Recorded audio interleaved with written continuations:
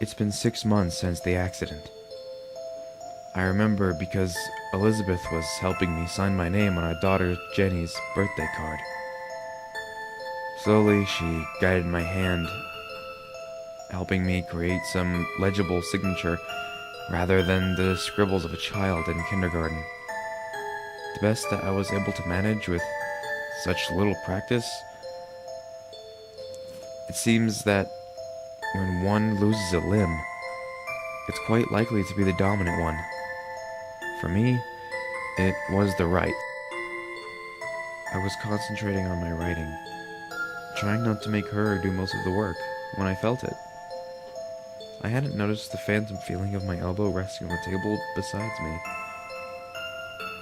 By this point, I had almost gotten used to it, although the pain would sometimes still wake me. It was brief, but enough to startle me, and cause my hand, still holding the pen, to jump and effectively turn my name into scribbles, despite my wife's best efforts. It was gentle but cold, too cold. Less like ice, and more like the feeling of a deep cut when the insides of a body part were suddenly exposed to the outside elements that they were never supposed to meet.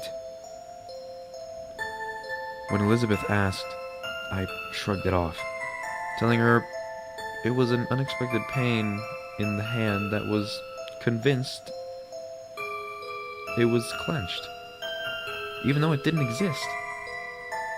At that moment, I almost believe that that was happening.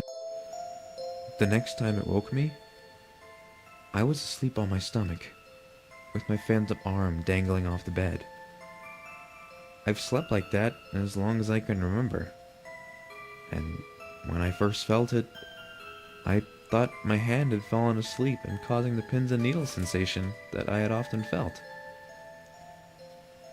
When I tried to open and close my hand, I awoke remembering in the sleepy haze that I didn't have a hand to open, yet the cold feeling remained. This time, it stayed a while, and I could make out the distinct feeling of my fingers on my skin. I tried to shake my hand, but couldn't. I pushed down with my left hand and shifted to roll over onto my back, yet still as defined, and I wondered how long the invisible hand had held me. I shook my wife awake and explained, but she was convinced that it was simply a part of the process. She held me and talked to me in her cooing, comforting voice, one by one. The fingers lifted, releasing me from the torture of the cold. Feeling it reminded me of the accident. There was a blizzard, and Elizabeth was driving. As the truck approached, the car slid. She tried like hell to control it, but it seemed to have a mind of its own. I grabbed the wheel, spinning the car until it came to a stop. Then, the truck hit us. My arm was mostly severed at the time of the impact, but my wife and daughter were fine. The feeling of blood escaping chills you to the bone. And that was exactly what I felt while in this creature. For months, it happened, with no warning or reason. The doctor said it was just a phantom limb, that it was to be expected. No one understood that something was wrong. Sometimes it would last for days at a time. And those were the days when I would stay in bed, watching TV, trying not to focus around the hand around my wrist.